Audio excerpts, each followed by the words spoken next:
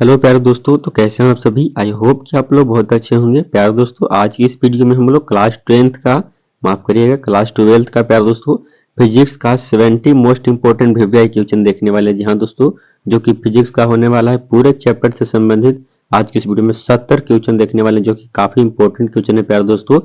तो चलिए प्यारे दोस्तों, आज की इस वीडियो को शुरू करेंगे। प्यारे दोस्तों, आप यदि 2025 में एग्जाम देना है आपको, तो इस वीडियो को अवश्य देखिएगा प्यारे दोस्तों, काफी इंपॉर्टेंट है। इसमें से आपको एग्जाम में काफी क्वेश्चन देखने को मिलेंगे। तो चलिए बिना देर के आज की वीडियो को शुरू करते हैं। चैनल पर नए हैं प्यारे दोस्तों तो चैनल को सब्सक्राइब कर लीजिए, हमारे चैनल से अवश्य जुड़ जाइए।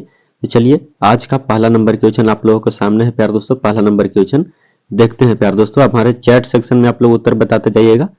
चलिए आज का पहला नंबर क्वेश्चन है, आवेश के रेखीय घनत्व की मात्रा क्या होता है।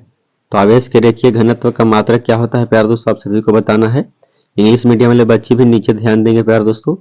तो चलिए इसका उत्तर क्या हो जाएगा प्यारे दोस्तों। पहले नंबर क्वेश्चन का आपका सही उत्तर हो जाएगा कि आवेश के रेखीय घनत्व का मात्रा क्या होता है।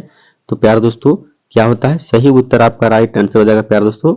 आपका मैं बता दूं कि एम्पेयर बराबर क्या होता है, आपको क्यू बटा एल, माफ करिएगा क्यू बटा एल हो जाता है। तो आपको ऊपर वाला का सी हो जाएगा और नीचे वाला का मीटर हो जाएगा। तो क्या हो जाएगा, कूलॉम प्रति मीटर कौन से ऑप्शन में है। तो ऑप्शन नंबर ए आपका सही जवाब हो जाएगा। चलिए अगले प्रश्न को पढ़ेंगे प्यारे दोस्तों। इंग्लिश मीडियम वाले बच्चे का आंसर भी यही होगा। जहां दोस्तों इसका कूलॉम प्रति मीटर ऐसे भी लिखा जा सकता है, कहीं कहीं आपको देखने को मिलेगा इंग्लिश में। चलिए अगला क्वेश्चन आप लोग के सामने है। दूसरा नंबर क्वेश्चन आप लोग देख सकते हैं क्या कहा गया है। कहता है कि प्रति इकाई आवेश पर लगने वाला बल को क्या कहते हैं। जी हाँ दोस्तों, प्रति इकाई आवेश पर लगने वाला बल को क्या कहा जाता है। तो याद रखिएगा प्यारे दोस्तों, उसको विद्युत क्षेत्र कहते हैं। ऑप्शन नंबर सी आपका सही उत्तर हो जाएगा, क्योंकि प्यारे दोस्तों ई बराबर क्या सूत्र होता है, एफ बटा क्यू होता है। याद रखिएगा ई बराबर एफ बटा क्यू होता है। तो प्यारे दोस्तों इसका जो सूत्र निकालेंगे हम लोग वो क्या निकालेंगे, यानी न्यूटन प्रति कूलॉम। इसका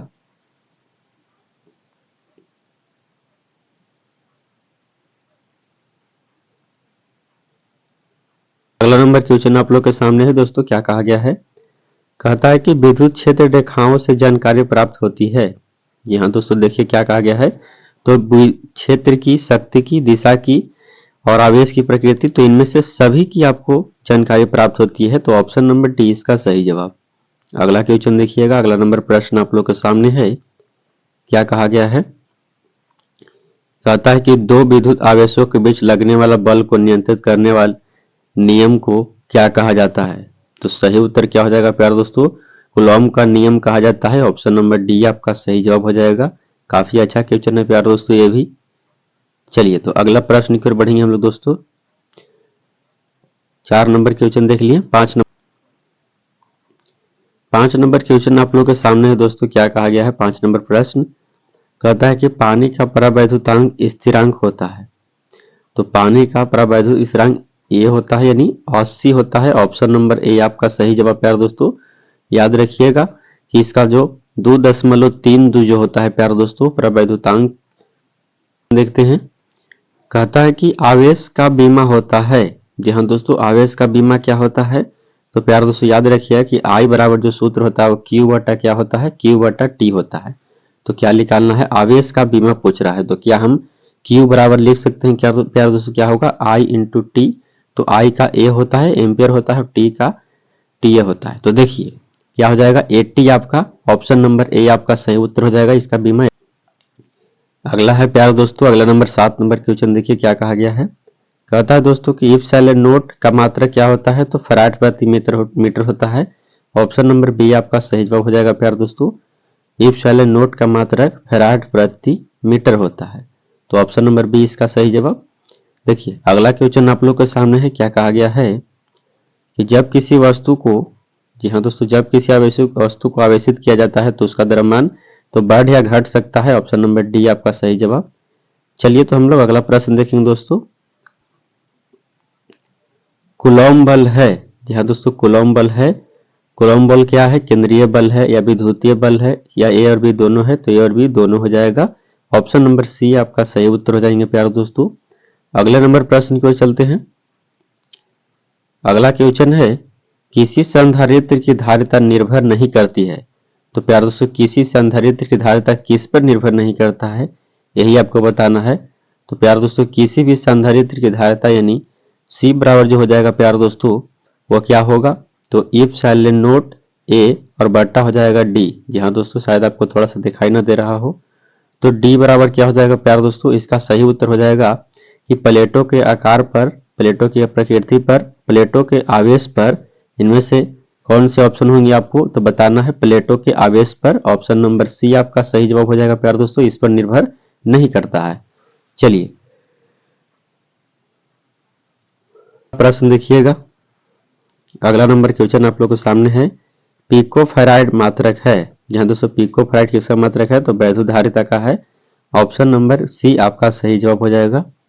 अगले प्रश्न को देखेंगे दोस्तों, एक पिकोफैराड बराबर कितना होता है प्यारे दोस्तों, यही आपको बताना है। तो एक पिकोफैराड बराबर 10 के पावर माइनस 12 फैराड होता है, ये भी याद रखिएगा।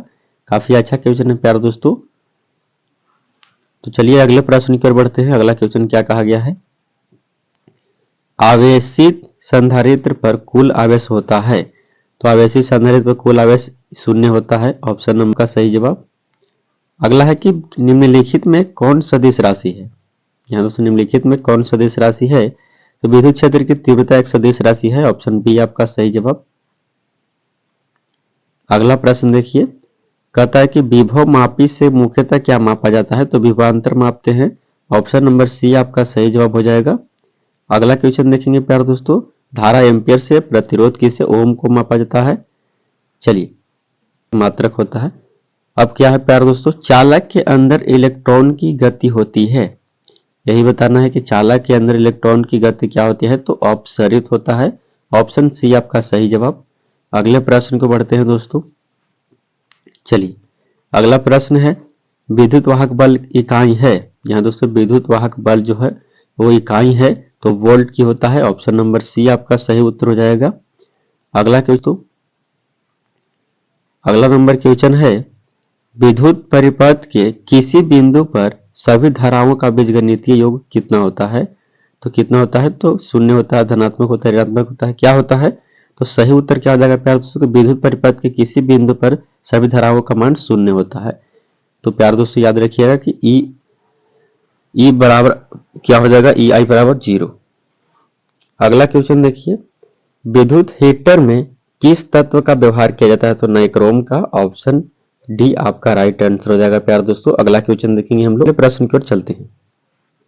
देखिए क्या कहा गया है, परिपथ का वह गुण जो विद्युतीय ऊर्जा को ताप में बदलता है क्या कहलाता है, तो प्रतिरोध। जी हाँ दोस्तों, क्या कहलाता है प्रतिरोध, ऐसा ही मात्रक इसका होता है, क्या होता है ये ओम का ऐसा ही मात्रक है, ये भी याद रखिएगा। अगला क्वेश्चन देखेंगे हम लोग, कहता है कि समान दिशा में समान वेग से गतिमान इलेक्ट्रॉन के किरण पुंज की प्रकृति होती है। यहाँ दोस्तों समान वेग से किरण पुंज की गति क्या होती है, प्रकृति क्या होती है तो अपसारी होता है, ऑप्शन नंबर बी आपका सही जवाब हो जाएगा। चलिए अगला क्वेश्चन बढ़ेंगे प्यारे दोस्तों। अगला नंबर क्या कहा गया है, देखिए कहता है कि आदर्श वोल्ट मीटर का प्रतिरोध होता है तो अनंत होता है, यह भी याद रखिएगा कि आदर्श वोल्ट मीटर का प्रतिरोध क्या होता है, अनंत होता है। चलिए सही उत्तर क्या हो जाएगा, ऑप्शन नंबर डी। अगला क्वेश्चन देखेंगे दोस्तों। अगला नंबर प्रश्न क्या कहा गया है, अगला है किसी चुंबक का चुंबकीय घूर्ण है, तो किसी चुंबक का चुंबकीय घूर्ण सदिश राशि है, ऑप्शन नंबर बी आपका सही जवाब हो जाएगा। अगले क्वेश्चन पर बढ़ेंगे प्यारे दोस्तों।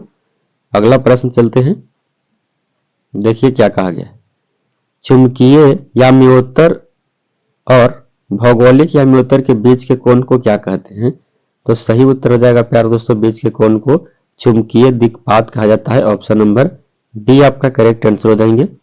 अगले क्वेश्चन को बढ़ेंगे दोस्तों। अगला प्रश्न देखा जाए, अगला है सैथिल्स प्रदर्शित करते हैं। जी हाँ दोस्तों, सैथिल्य प्रदर्शित कौन करते हैं तो लौह चुंबकीय पदार्थ करता है, ऑप्शन नंबर सी आपका सही जवाब हो जाएगा।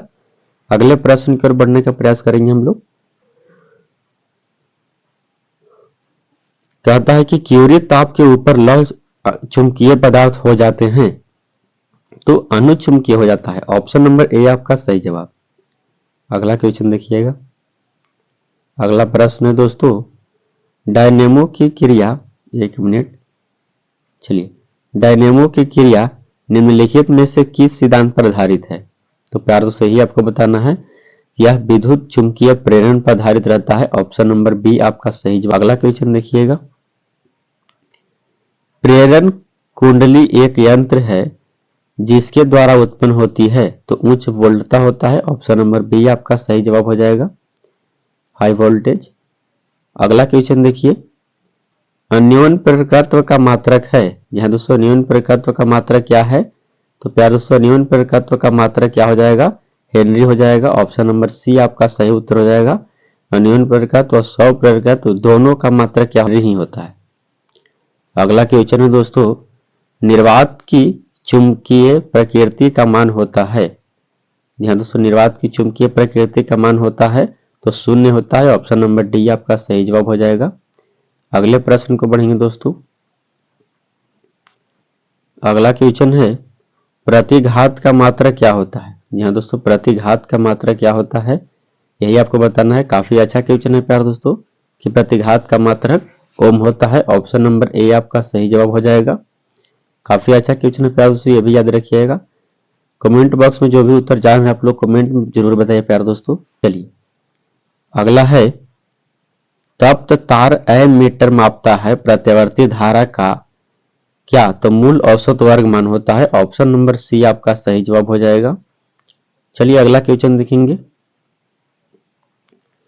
अगला है, यांत्रिक ऊर्जा को विद्युत ऊर्जा में बदलने वाला यंत्र क्या होता है? तो यांत्रिक ऊर्जा को विद्युत ऊर्जा में डायनेमो बदलता है। ऑप्शन नंबर बी आपका सही जवाब हो जाएगा। अगले क्वेश्चन की ओर बढ़ेंगे प्यार दोस्तों। और विद्युत मोटर जो है वो बदलता है विद्युत को यांत्रिक ऊर्जा में। चलिए अगले प्रश्न को चलते हैं। अगला नंबर प्रश्न क्या कहा गया है? अगला नंबर क्वेश्चन आप लोग के सामने है दोस्तों। क्या कहा गया है? अपचाई ट्रांसफार्मर में कौन सी घटना घटती है? तो कौन सी घटती है? तो वोल्टेज घटता है, याद रखिएगा वोल्टेज। ऑप्शन नंबर बी आपका सही जवाब हो जाएगा। अगला क्वेश्चन देखेंगे दोस्तों। अगला नंबर प्रश्न आप लोग के चलते हैं 33 नंबर क्वेश्चन की ओर चला जाए, 34 नंबर क्वेश्चन की ओर। अगला क्वेश्चन है दोस्तों, निम्नलिखित में कौन विद्युत चुंबकीय तरंग नहीं है? कौन है प्यार दोस्तों? तो यही आपको बताना है कि ध्वनि तरंग विद्युत चुंबकीय तरंग नहीं है। ऑप्शन सी आपका सही जवाब हो जाएगा। अगला क्वेश्चन देखिएगा क्या क्या आ गया है। देखिए अगला है, विस्थापन धारा का मात्रक है। तो विस्थापन धारा का मात्रक एम्पियर होता है। ऑप्शन नंबर ए आपका सही जवाब हो जाएगा। काफी आसान क्वेश्चन है प्यार दोस्तों और काफी अच्छा क्वेश्चन है। तो चलिए हम लोग 36 नंबर क्वेश्चन को देखें। कहता है, इनमें से कौन विद्युत क्षेत्र में विक्षेपित होता है? तो कैथोड किरणें होता है, याद रखिए कैथोड किरणें। ऑप्शन डी आपका सही जवाब हो जाएगा। और गामा किरणें विक्षेपित नहीं होती, ये भी आपको याद रखना है। तो चलिए प्यार दोस्तों 36 नंबर क्वेश्चन देखते हैं। कहता है कि दूरसंचार के लिए उपयुक्त विकिरण है। दूरसंचार के लिए माइक्रो तरंगे है, याद रखिएगा माइक्रो तरंगे। इंग्लिश मीडियम वाले बच्चे भी देखेंगे। माइक्रो तरंगे हो जाएगा, माइक्रोवेव। चलिए ऑप्शन नंबर डी इसका सही जवाब हो जाएगा। अगले प्रश्न को चलते हैं। अगला है दोस्तों, किस रंग का तरंग दैर्ध्य सबसे कम होता है? काफी अच्छा क्वेश्चन है प्यार दोस्तों कि किस रंग का, यहाँ दोस्तों किस रंग का तरंग दैर्ध्य सबसे अधिक होता है, कम होता है? तो बैगनी का, और सबसे अधिक लाल का होता है, ये भी याद रखिएगा। चलिए अगला क्वेश्चन की ओर बढ़ते हैं। अगला नंबर प्रश्न है दोस्तों, एक गोलीय दर्पण को पानी में डुबो दिया जाए तो उसकी फोकस दूरी तो समान रहेगी, याद रखिएगा समान रहेगा। कोई भी बदलाव नहीं होगा, नहीं घट सकता है और ना ही बढ़ सकता है, समान रहेंगे। चलिए अगला क्वेश्चन देखते हैं। अगला है, दृश्य स्पेक्ट्रम के रंगों में किसका अधिक तरंग दैर्ध्य होता है? तो सही उत्तर प्यार दोस्तों लाल होता है। ऑप्शन नंबर ए आपका सही उत्तर हो जाएंगे प्यार दोस्तों। लाल का तरंग दैर्ध्य सबसे अधिक होता है। ऑप्शन नंबर ए देखेंगे। अगला है, पूर्ण आंतरिक परावर्तन की स्थिति में परावर्तन गुणांक का मान होगा। तो ए होगा, यानी 1 होगा। ऑप्शन नंबर बी आपका सही उत्तर हो जाएगा। चलिए अगले प्रश्न को बढ़ेंगे प्यार दोस्तों। 42 नंबर क्वेश्चन की ओर चलते हैं। कहता है, प्रकाश अनुप्रस्थ तरंग है क्योंकि यह प्रदर्शित करता है, तो ध्रुवन प्रदर्शित करता है, यह भी याद रखिएगा कि यह एक अनुप्रस्थ तरंग है जो कि ध्रुवन प्रदर्शित करता है। यहाँ दोस्तों 42 नंबर क्वेश्चन का सही उत्तर क्या हो जाएगा, तो ऑप्शन नंबर बी आपका सही उत्तर हो जाएगा ध्रुवन। देखिए क्या कहा गया है, समतल दर्पण की वक्रता त्रिज्या होती है। या दोस्तों समतल दर्पण की वक्रता त्रिज्या इन्फिनिटी यानी अनंत होता है। ऑप्शन नंबर ए आपका सही जवाब हो जाएगा। जी हाँ दोस्तों, अगले प्रश्न को बढ़ा जाए। देखिए कहता है कि वस्तु से बड़ा आभासी प्रतिबिंब किसमें बनता है, तो वस्तु से बड़ा और आभासी प्रतिबिंब कौन से दर्पण में, तो अवतल दर्पण में बनता है, ये भी याद रखिएगा। काफी आसान क्वेश्चन है और अच्छा क्वेश्चन है दोस्तों। तो 44 नंबर क्वेश्चन का राइट आंसर क्या हो जाएगा, ऑप्शन बी आपका सही जवाब हो जाएंगे। बड़ा और आभासी प्रतिबिंब इसी से बनता है।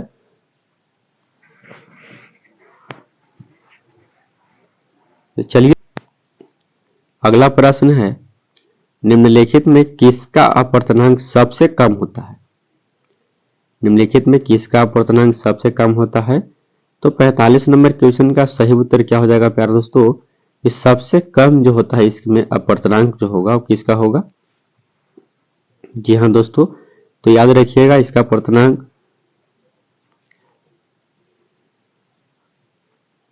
देखिए क्या इसका अपवर्तनांक किसका कम होगा, तो हीरा का तो सबसे अधिक होता है, तो आपको पता ही है प्यारे दोस्तों, हीरा का सबसे अधिक होता है 2.42 होता है। तो इसमें सबसे कम पूछा गया आपको से, तो कम किसका होगा, तो सबसे कम होता है प्यारे दोस्तों, यानी वायु का कितना होता है 1.003, जल का कितना होता है तो 1.33, हीरा का तो आप लोग को पता ही प्यारे दोस्तों कितना होता है 2.42, कांच का कितना होता है 1.52, हीरा का होता है 2.42। तो अब बताइए इसमें से सबसे कम कौन है, ये आपको बताना है। तो सबसे कम वायु, ऑप्शन नंबर ए आपका सही जवाब हो जाएंगे। अगला क्वेश्चन देखेंगे, सबसे अधिक पूछेगा तो हीरा लगाइएगा। चलिए अगला क्वेश्चन देखते हैं, इसका सही उत्तर क्या हो जाएगा, वायु। अगला प्रश्न बढ़ते हैं प्यारे दोस्तों। कहता है कि प्रकाश का वेग महत्तम होता है, प्रकाश का वेग महत्तम निर्वात में होता है। ऑप्शन नंबर डी आपका सही जवाब हो जाएगा।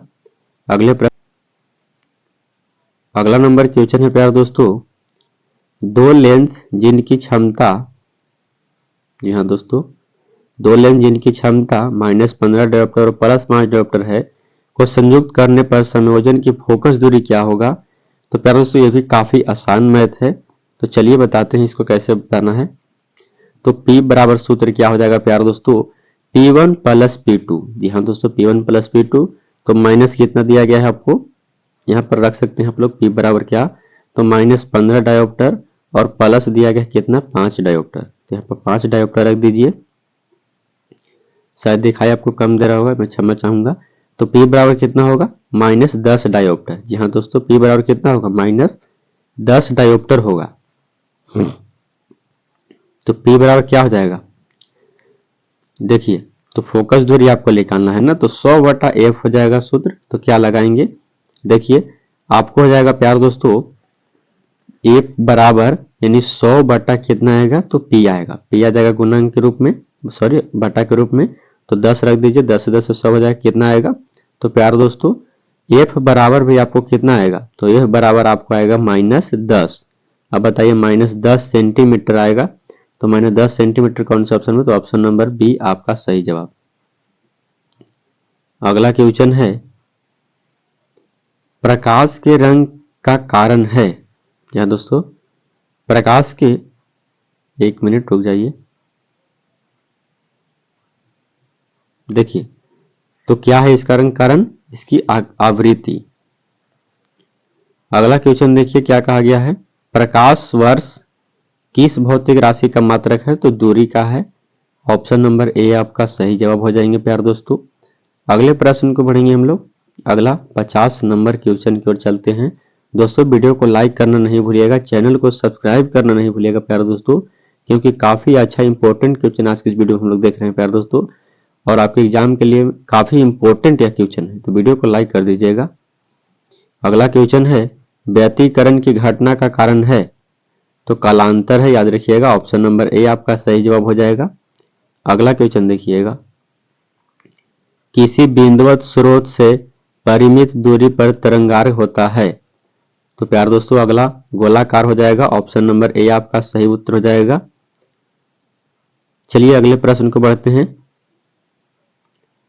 अगला क्वेश्चन है प्यारे दोस्तों, क्या कहा गया है देखिए, निम्नलिखित में किस भौतिक राशि का पूर्ण वितरण प्रकाश का व्यतिकरण है? तो सही उत्तर क्या हो जाएगा प्यारे दोस्तों? तीव्रता। ऑप्शन नंबर बी आपका सही जवाब हो जाएंगे।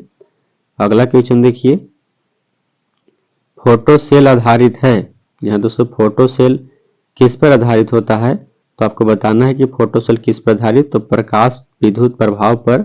ऑप्शन नंबर बी आपका करेक्ट आंसर हो जाएंगे प्यारे दोस्तों। फोटो सेल प्रकाश विद्युत प्रभाव पर होता है। अगला है प्यारे दोस्तों, इलेक्ट्रॉन वोल्ट द्वारा मापा जाता है। यहाँ दोस्तों इलेक्ट्रॉन वोल्ट द्वारा क्या मापा जाता है? तो ऊर्जा मापा जाता है। याद रखिएगा पोटेंशियल डिफरेंस, यानी ऑप्शन नंबर माफ करिएगा एनर्जी, आप लोगों का एनर्जी हो जाएगा ऑप्शन नंबर। अगला है रेडियो सक्रियता का मात्रा क्या होता है? याद रखिएगा कि रेडियो सक्रियता का मात्रा क्या होता है? तो प्यारे दोस्तों सक्रियता का माफ करिएगा मात्रा क्या होता है? तो प्यारे दोस्तों क्यूरी होता है। याद रखिएगा क्यूरी। ऑप्शन नंबर आपको बी सही उत्तर हो जाएगा। याद रखिएगा रेडियो सक्रियता का मात्रा क्यूरी। अगला क्वेश्चन देखिए, सूर्य के प्रकाश का स्पेक्ट्रम होता है तो सतत होता है या 7 रंगों का मिश्रण होता है? ऑप्शन नंबर ए आपका सही उत्तर हो जाएगा प्यारे दोस्तों। इंग्लिश मीडियम वाले बच्चे का भी आंसर यही होगा। चलिए, कैथोड किरणें होती है। कैथोड किरणें क्या होता है? तो कैथोड किरणें इलेक्ट्रॉन होती है। ऑप्शन नंबर ए आपका सही जवाब हो जाएगा। अगले प्रश्न को बढ़ेंगे प्यारे दोस्तों। अगला क्वेश्चन क्या कहा गया है उसको देखते हैं। अगला है सौर ऊर्जा स्रोत है। सौर ऊर्जा का स्रोत क्या है? या दोस्तों सौर ऊर्जा का स्रोत क्या है? तो नाभिकीय संलयन हो जाएगा। याद रखिएगा ऑप्शन नंबर बी। अगला क्वेश्चन आप लोग के सामने है दोस्तों, पीएन संधि डायोड का उपयोग होता है। पीएन संधि का डायोड का उपयोग होता है एक दिष्टकारी की तरह। ऑप्शन नंबर डी आपका करेक्ट आंसर हो जाएंगे। अगला क्वेश्चन देखिए, कहता है कि दशमलव अंक पत्ती की संख्या 27 के द्विआधारी पत्ती में समतुल्य संख्या क्या होगी? तो 27 को आपको क्या करना है? 27 को फैक्टर कर दीजिए। देखिए 27 को करेंगे कैसे लगेगा? 2 से 13 दूनी 26, तो कितना बचेगा? 1 बचेगा। 2 से लगाएंगे तो 6 दूनी 12 हो जाएगा। या दोस्तों कितना बचेगा? 1 बचेगा। 2 से लगाएंगे तो 3 दूनी 6 कट जाएगा, 0 बचेगा। कितना होगा? 2 से लगाएंगे तो 1 हो जाएगा और बचेगा कितना? 1। अब 1 तो 1 1 1 0 1 1 ऐसे कौन से ऑप्शन में है? तो बताइए 1 1 0 1 1 कौन से ऑप्शन? तो ऑप्शन नंबर आपको डी आपका सही जवाब हो जाएगा प्यारे दोस्तों। क्वेश्चन देखिए, अगला प्रश्न है, कहता है कि 15 का द्विआधारित तुल्यांक क्या होता है? तो अभी उसी तरह से बना लीजिए, इसको फैक्टर कर दीजिए, क्या हो जाएगा?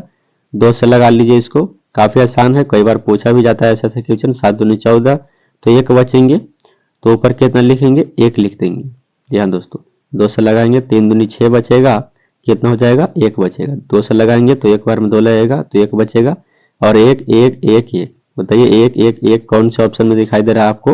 तो ऑप्शन नंबर सी में आपका सही उत्तर हो जाएगा। अगला प्रश्न बढ़ेंगे प्यारे दोस्तों। अगला है, मॉड्यूलन कितने प्रकार का होता है? यहाँ दोस्तों मॉड्यूलन जो है कितने प्रकार का होता है ये आपको बताना है। तो प्यारे दोस्तों मॉड्यूलन जो है वो कितने प्रकार का होता है? तो प्यारे दोस्तों सही उत्तर 3 प्रकार का, ऑप्शन नंबर बी। चलिए अगला क्वेश्चन देखेंगे। अगला है, मॉड्यूलन के विपरीत प्रक्रिया को क्या कहते हैं? तो मॉड्यूलन के विपरीत प्रक्रिया को विमॉड्यूलन कहते हैं। याद रखिएगा विमॉड्यूलन। ऑप्शन नंबर ए आपका सही जवाब हो जाएगा। अगला क्वेश्चन देखेंगे। अगला है, क्षीणता को मापने के लिए निम्नलिखित में कौन मात्रक सही है? तो डेसिबल। याद रखिएगा डेसिबल सही है। ऑप्शन नंबर ए आपका सही जवाब हो जाएगा। अगला क्वेश्चन देखिएगा प्यारे दोस्तों। अगला नंबर प्रश्न आप लोग के सामने देखते हैं। कहता है कि पी प्रकार के अर्धचालक में आवेश वाहक होते हैं। तो पी प्रकार के चालक में आवेश वाहक क्या होते हैं? पी टाइप में क्या आवेश को प्रवाहित करता है? तो हॉल। याद रखिएगा प्यारे दोस्तों हॉल। और एन टाइप में क्या होता है? तो इलेक्ट्रॉन होता है। दोनों याद रखिएगा, दोनों काफी अच्छा है, तो बीवर हो जाएगा। ऑप्शन नंबर बी आपका सही उत्तर हो जाएगा। बीवर हॉले होता है। अगला देखिए, 6 गुणांक का ऐसे मात्रा क्या होता है? तो हर्ट्ज होता है। ऑप्शन नंबर ए आपका सही जवाब। अगला क्वेश्चन देखेंगे प्यारे दोस्तों, प्रकाश के कणिका सिद्धांत के प्रतिपादक कौन थे? प्रकाश के कणिका सिद्धांत के प्रतिपादक कौन थे? सही उत्तर क्या हो जाएगा प्यारे दोस्तों? 67 नंबर क्वेश्चन का न्यूटन थे। ऑप्शन नंबर बी आपका सही उत्तर हो जाएगा प्यारे दोस्तों। प्रकाश के कणिका सिद्धांत को यही दिए थे न्यूटन। अगला है दोस्तों, पारदर्शी माध्यम हीरा के लिए क्रांति कोण कितना होता है? प्यारे दोस्तों, पारदर्शी माध्यम हीरा के लिए क्रांति कोण का मान कितना होता है, यही बताना है। प्यारे दोस्तों, आप लोग वीडियो को लाइक कर दीजिए। आप लोग को याद है इस क्वेश्चन का जवाब? तो कमेंट बॉक्स में जरूर बताइए। नहीं याद है तो चलिए मैं आपको बताता हूँ कि पारदर्शी माध्यम के लिए हीरा का अपवर्तनांक कितना होता है? तो 2.42 होता है। तो ऑप्शन नंबर डी आपका सही उत्तर हो जाएगा। इतना हो जाएगा क्रांति कोण इसका। क्रांति कोण पूछा गया है। चलिए अगला प्रश्न देखते हैं। अगला है प्यारे दोस्तों, क्या कहा गया है? संपर्कित दो लेंसों की शक्ति होती है तो P बराबर P1 प्लस P2 होता है। याद रखिएगा, P बराबर P1 प्लस P2 दो संपर्कित लेंसों की शक्ति P बराबर ऑप्शन नंबर ए आपका सही जवाब हो जाएगा। अगले प्रश्न देखेंगे जो कि आज का लास्ट क्वेश्चन है। इंद्रधनुष का निर्माण जिस कारण से होता है वह क्या होता है? तो वर्ण विक्षेपण के कारण इंद्रधनुष का निर्माण होता है। ऑप्शन नंबर सी आपका सही उत्तर हो जाएगा। प्यारे दोस्तों, वीडियो अच्छा लगा वीडियो को लाइक कर दीजिए।